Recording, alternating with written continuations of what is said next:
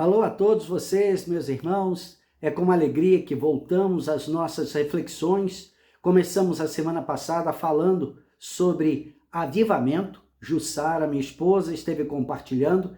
É algo que tem estado no coração dela e ela tem se esmerado, aprendido, ouvido muitos outros que também falaram sobre o assunto.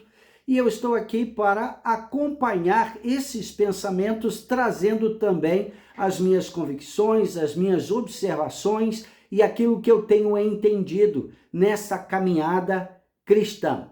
E eu oro para que a graça de Deus esteja sobre nós e que o Espírito Santo nos conduza, abrindo o nosso coração, abrindo a nossa mente, abrindo o nosso entendimento para um assunto que não é novo, nada é novo debaixo do sol, nós já ouvimos isso. Porém, de tempos em tempos, nós precisamos ser edificados, nós precisamos ser encorajados. E a palavra de Deus é a principal fonte de encorajamento que nós, filhos de Deus, temos aqui na terra. A palavra de Deus, ela nos conduz a um relacionamento mais próximo com o Senhor e a descobrir as verdades que Ele revela na sua palavra para nós e para as gerações. Nós sentimos que estamos num tempo de muita conturbação sobre a terra e que muitos de nós entendemos que é parte do tempo do fim.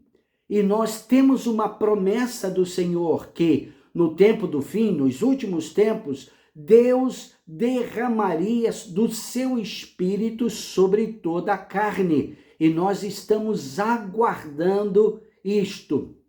Então, esse assunto se torna bastante relevante, pertinente para edificar a nossa vida e dar, sim, uma assoprada, digamos, na nossa fé, na nossa visão e também na nossa esperança.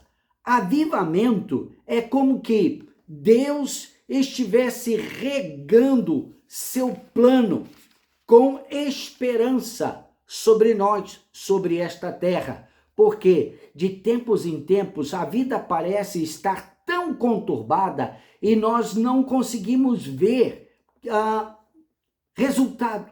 Parece que as trevas se adensam de tal forma que começam a gerar em nós, seres humanos, aqueles que estão vivendo isso, uma desesperança, um medo e uma letargia, nós não conseguimos reagir. Então Deus vem com seu Espírito e trabalha regando a semente da esperança sobre nós. Mas é importante que nós reconheçamos a razão de tantas situações ruins que nós sabemos, não é a vontade de Deus, porém acontece e nos assolam e nos tentam derrubar, né? Nós precisamos olhar para o Senhor. Então, eu gostaria de compartilhar na palavra de Deus alguns pensamentos, algumas conclusões que eu tenho chegado a respeito da caminhada. Porque todos nós temos muitas perguntas, perguntas que nós não temos respostas e perguntas às quais Deus parece também não responder. Nós simplesmente vivemos. Por exemplo, nós não nos conformamos com a morte. Você já se deu conta disso?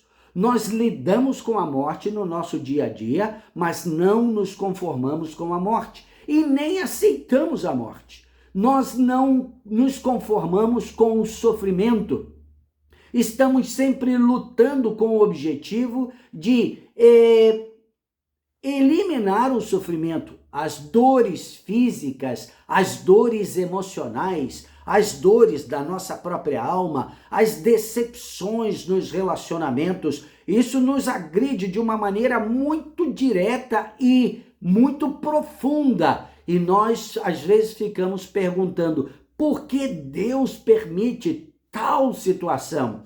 Nós perguntamos por que Deus permite que o inocente sofra, especialmente quando nós pensamos em crianças que são extremamente abusadas no mundo das trevas. faz parte da história da humanidade, infelizmente, abuso de crianças. Então nós não nos conformamos com isso e ficamos nos perguntando: por que isso? Por que Deus permite tal situação?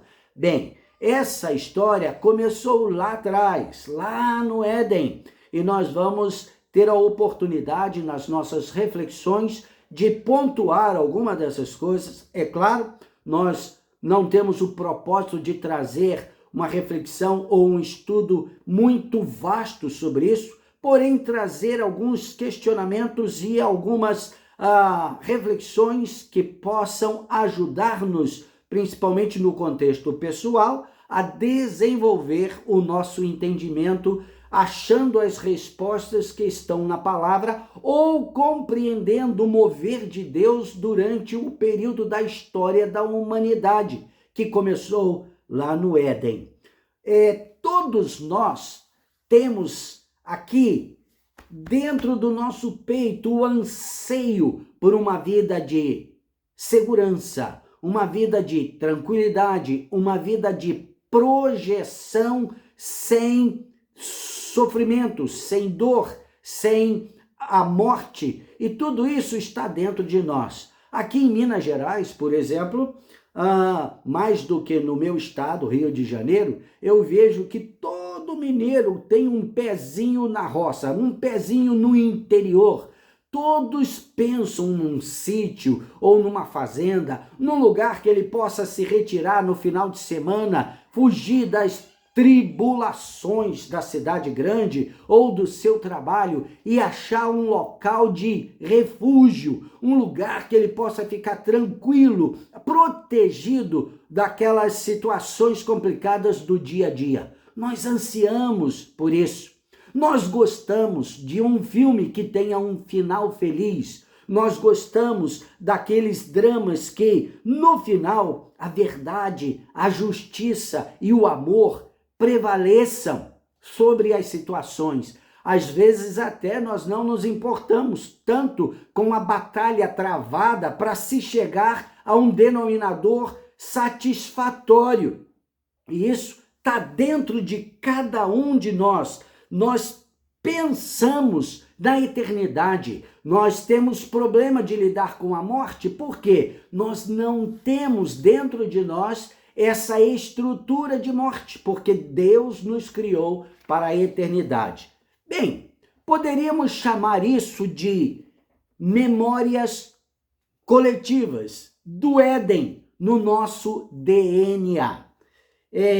Quando Deus criou o homem e o colocou no Éden, ele o criou para que ele não tivesse dor, não enfrentasse qualquer obstáculo à sua vida, não tivesse decepções, não teria morte. A morte não foi planejada no plano inicial de Deus, onde ele colocou o homem e a mulher, né, Adão e Eva, dizendo para eles: vocês multipliquem-se, enche a terra. Ou seja, não era encher o Éden, ou seja, o Éden seria apenas um start, um local de início, onde eles estariam observando, aprendendo, vendo tudo aquilo que Deus tinha disponibilizado na vida deles, né? Então nós vemos essa história lá em Gênesis capítulo 1, e no verso 1 até o verso 31 é a criação do universo, a criação de todas as coisas.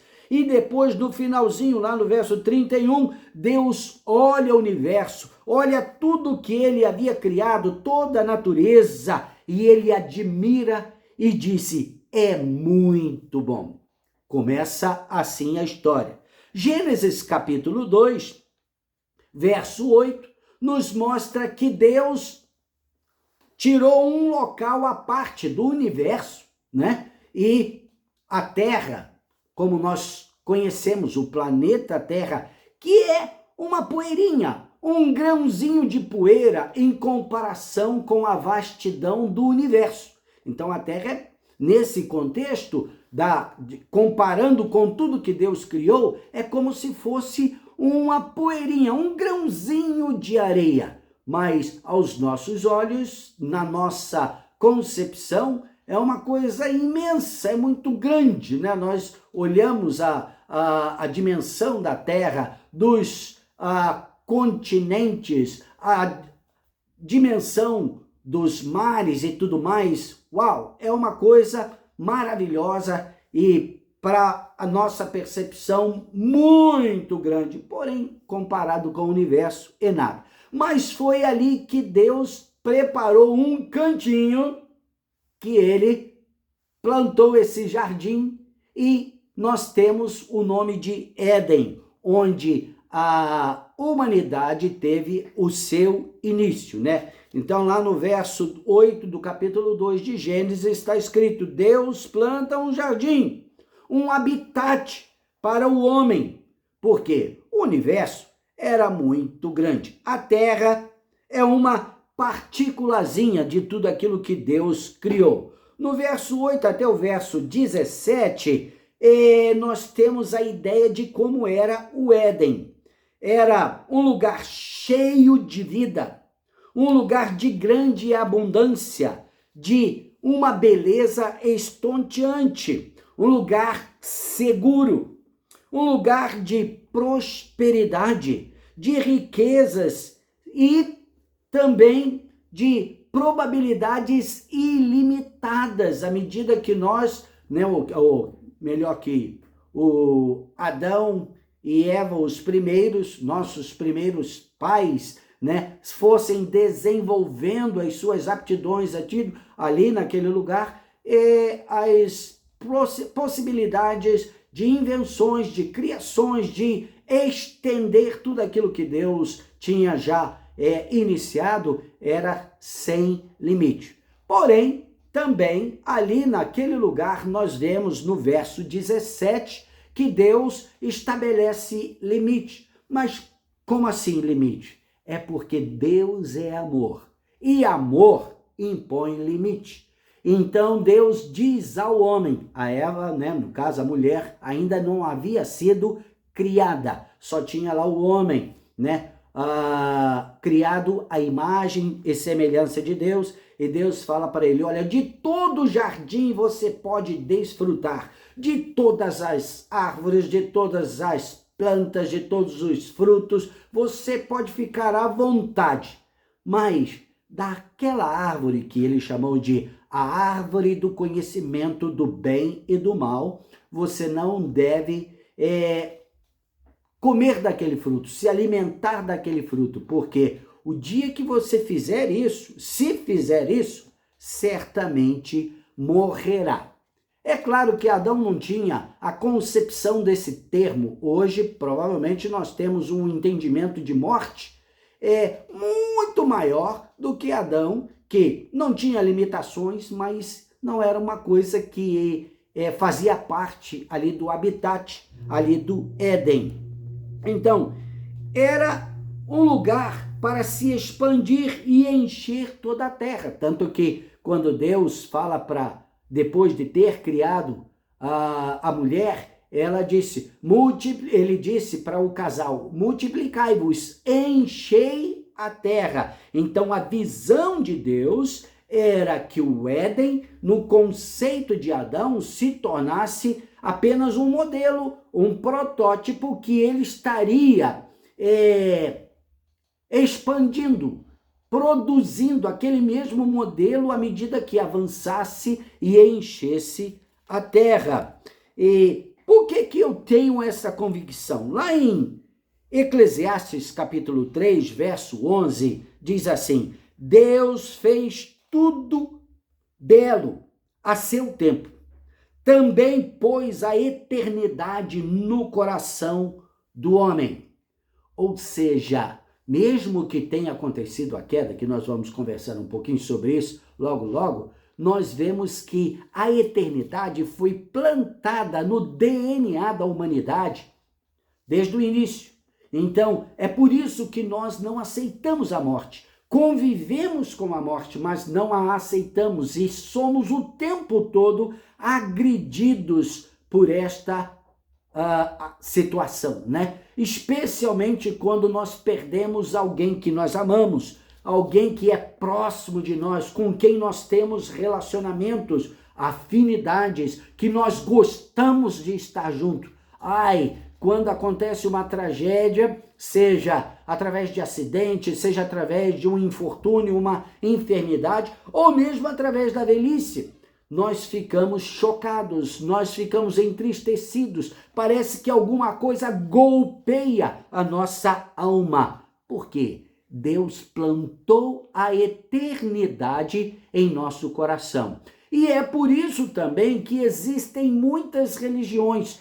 Todas as religiões são fundamentadas em cima dessa premissa da eternidade, a crença de vida pós-morte, ou seja, numa outra dimensão, num outro lugar, e aí vai depender da religião e do ensinamento, da doutrina e assim por diante, né? Eclesiastes capítulo 7, verso 29, também diz assim: Deus fez o homem reto e justo, mas ele se meteu em muitas astúcias, em muitas encrencas. E isso é o que nós vemos no nosso dia a dia. Porém, nós saímos do contexto de Éden. Nós saímos, perdemos, deixamos para trás tudo aquilo que Deus criou, a maneira como ele criou e o propósito que era vida, vida em abundância, vida plena. Nós perdemos isso. A morte entrou nesse processo da vida humana, mas isso não mexeu em nada no plano original de Deus. Veja só, o plano original de Deus, relatado lá em Gênesis 1, 26, quando Deus diz: façamos o homem conforme a nossa imagem, conforme a nossa semelhança, e tenha ele domínio sobre tudo aquilo que ele havia criado, a natureza, né, os animais e tudo mais. Ele sujeitou, delegou esta autoridade sobre a terra ao ser que ele havia criado à sua imagem e semelhança. Aí, o pecado roubou-nos dessa qualidade de vida, a vida plena. Roubou, simplesmente. A morte entrou e nós não temos a dimensão da capacidade da morte nesse sentido, né? Então, tudo que estava debaixo do domínio, da autoridade do homem, delegada por Deus, sofreu esse baque. Mas isso não exterminou o anseio pela vida eterna no íntimo, no ser humano, né? Como que isso aconteceu? Bem, lá em 1 Pedro, capítulo 5, verso 8, já isso bem lá na frente, né? Já temos uma advertência. Diz assim: o diabo, vosso adversário, anda em derredor como um leão que ruge, procurando alguém para devorar. E isso é parte da natureza dele. Ele não tem qualquer compromisso com a vida. Ele tem compromisso apenas com a sua ânsia de dominar, controlar, não importa como seja, né? Como que isso aconteceu no processo aqui? Agora entra um pouquinho dos pensamentos, das conjecturas. Tem algumas coisas que a Bíblia nos revela, mas tem outras que nós pegamos a revelação que a Bíblia já nos traz e no nosso pensamento nós expandimos isso procurando compreender, especialmente por causa das situações que vivemos no nosso dia a dia. Então nós sabemos que o diabo, ou Satanás, que também é chamado de Lúcifer, ou anjo, querubim de luz, ele foi o usurpador, né, desta vida e da autoridade que Deus estabeleceu sobre o homem, né? Nós vemos em Ezequiel, capítulo 28, dos versos 12 a 19, uma explanação de quem era esse ser. Então aqui o profeta Ezequiel, ele faz uma comparação com o rei de Tiro, mas na realidade ele está descrevendo quem era este Lúcifer, esse querubim que nós chamamos de diabo ou a antiga serpente e assim por diante, né? Diz assim o texto: Filho do homem, levanta uma lamentação contra o rei de Tiro e diz-lhe: assim diz o Senhor Deus, tu és o sinete da perfeição, cheio de sabedoria e formosura. Estavas no Éden, jardim de Deus, de todas as pedras preciosas te cobrias. Aí tem aqui uma lista de todas as pedras preciosas que eram parte assim dos ornamentos deste ser, né? E diz aqui que esses ornamentos foram criados, né? Preparados para esse querubim. Diz lá, verso 14, tu eras querubim da guarda ungido, e te estabeleci, permanecias no monte santo de Deus, no brilho das pedras andavas. Perfeito eras nos teus caminhos, desde o dia em que foste criado, até que se achou iniquidade em ti. Olha só que coisa, né? Nós vemos aqui uma mudança na estrutura deste ser. Ele foi criado perfeito e andou em perfeição em tudo aquilo que tinha sido planejado para ele. Aí, o entendimento que eu tenho quando eu leio a respeito desse ser na Bíblia, não apenas aqui em Ezequiel, é que ele tinha uma função muito especial. E esta função era ser o guardião, especialmente da santidade e da glória de Deus. E Deus o colocou lá no jardim. Diz aqui o texto que ele estava no jardim. Ele não foi criado junto com o jardim. Tudo indica que ele foi criado bem antes, mas depois ele estava lá no jardim. E o objetivo era principalmente proteger a santidade e a glória de Deus no contexto da criação de tudo aquilo que havia sido criado. Aí diz aqui o texto que achou-se iniquidade nele. O que seria isso? Iniquidade significa vida sem lei, ou seja, sem limite.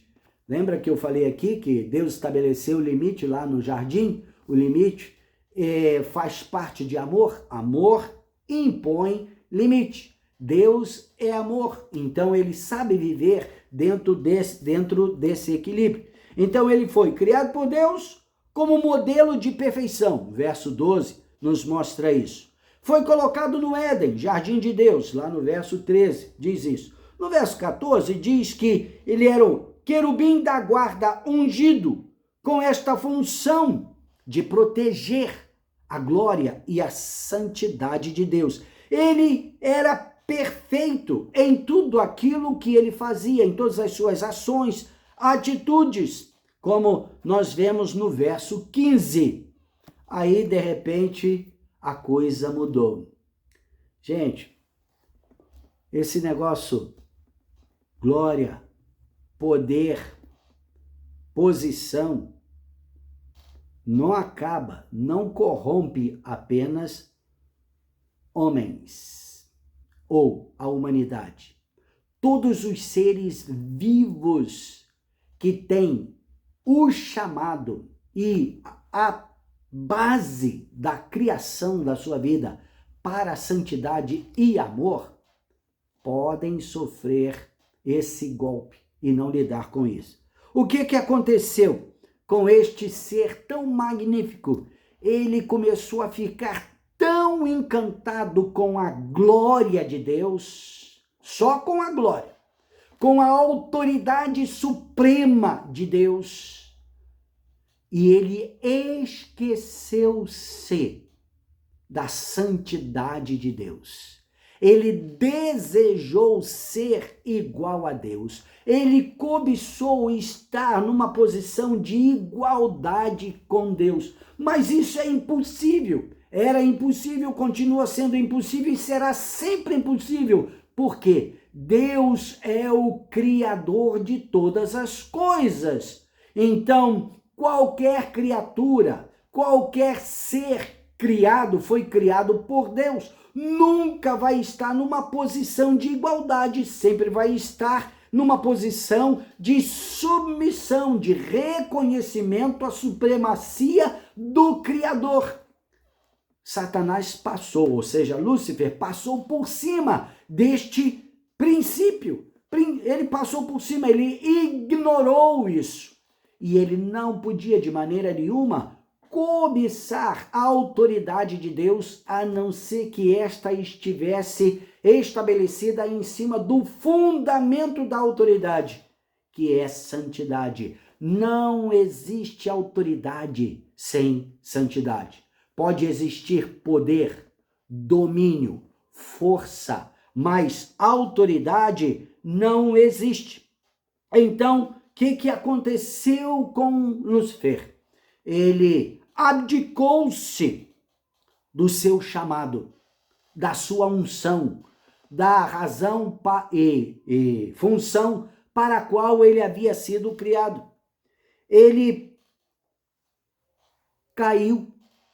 Nós vemos, ele recusou, renunciou à unção recebida, escolhendo o caminho da iniquidade, ou seja, vida sem limite, vida sem lei, como nós vemos nos versos 15 a 17, que diz assim: até que se achou iniquidade em ti, na multiplicação do teu comércio, vamos usar a palavra influência, se encheu o teu interior de violência e pecaste, pelo que te lançarei profanado fora do monte de Deus e te farei perecer, ó querubim da guarda, em meio ao brilho das pedras. Elevou-se o teu coração por causa da tua formosura, corrompeste a tua sabedoria por causa do teu resplendor.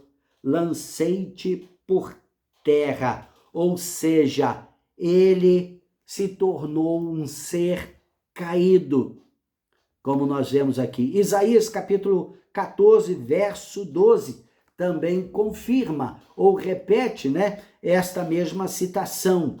Um anjo caído, lançado por terra, e não achou mais lugar para ele no universo de Deus, ou seja, na dimensão espiritual. Ele foi lançado por terra. Cobiçou ser semelhante ao Criador, como nós vemos em Isaías capítulo 14, verso 14. Governar com Deus o universo criado?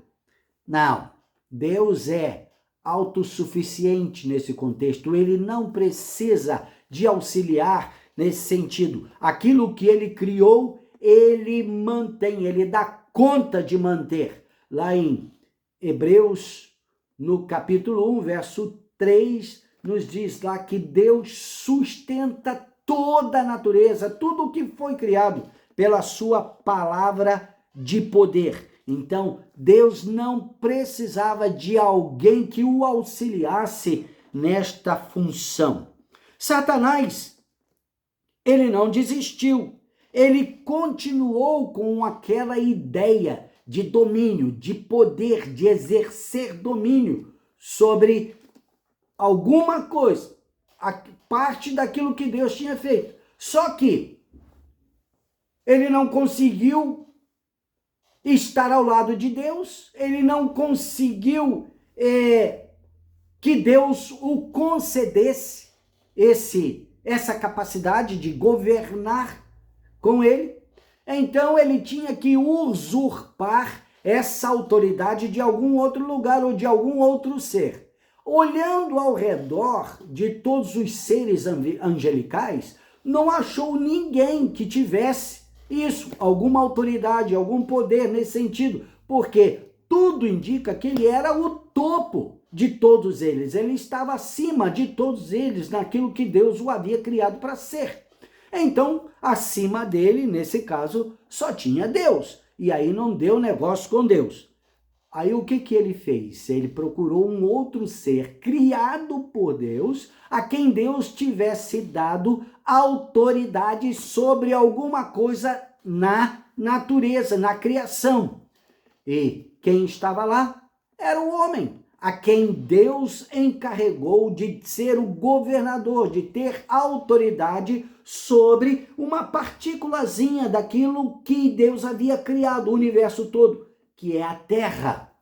E nós vemos como ele, que estava lá no Éden, e o objetivo dele era proteger a santidade e a glória de Deus, né? Nesse sentido, ele aproveitou da situação e começou o quê? A deteriorar a santidade de Deus, o caráter de Deus, para o ser criado à imagem e semelhança de Deus.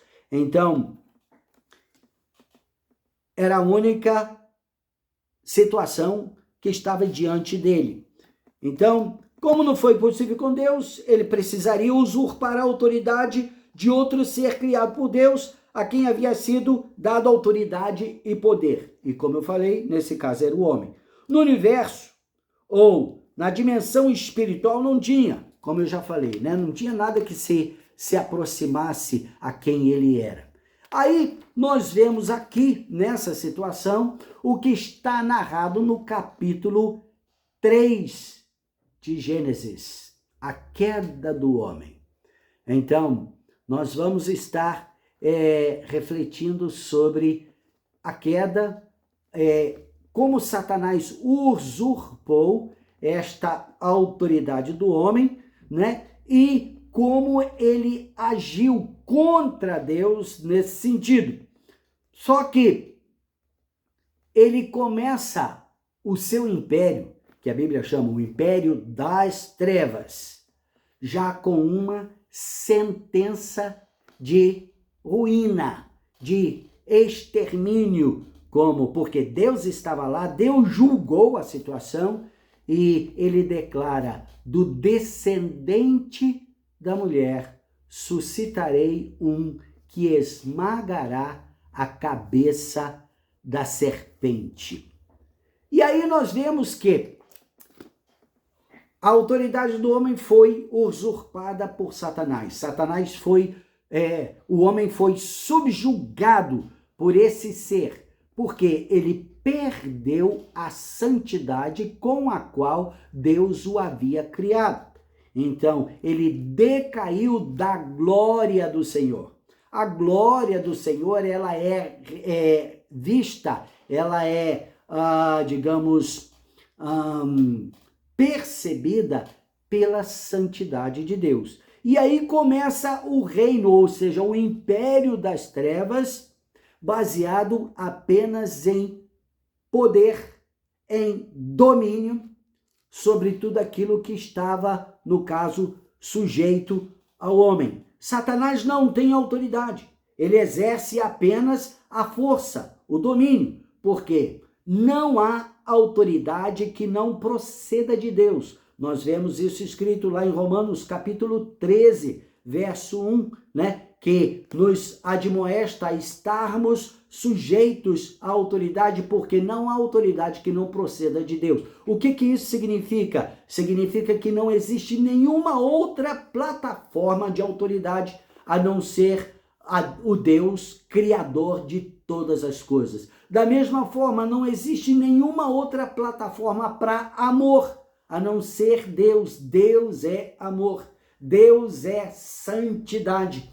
E é também por isso que ele tem toda a autoridade em tudo aquilo que ele criou.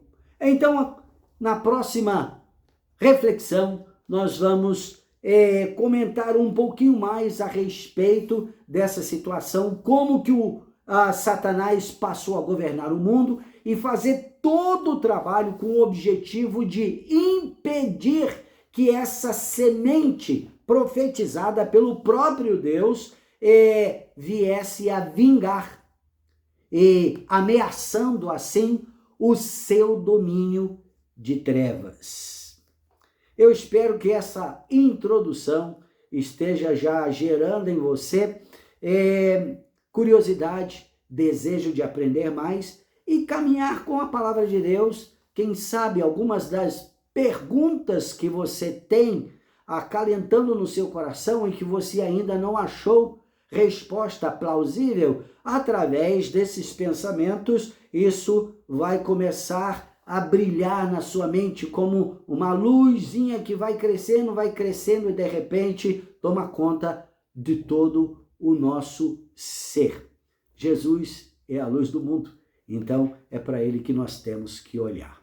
Então eu fico por aqui nessa reflexão, orando para que o Espírito Santo nos conduza nessa reflexão e que nossa compreensão sobre a necessidade de avivamento sobre a terra cresça, de forma que nós estejamos engajados também a deixar que o Espírito Santo regue a esperança da eternidade plantada em nosso coração, que muitas vezes as circunstâncias desse mundo tenta apagar ou arrancar. Que Deus nos abençoe, que Deus te abençoe e que você tenha uma excelente semana refletindo na palavra de Deus.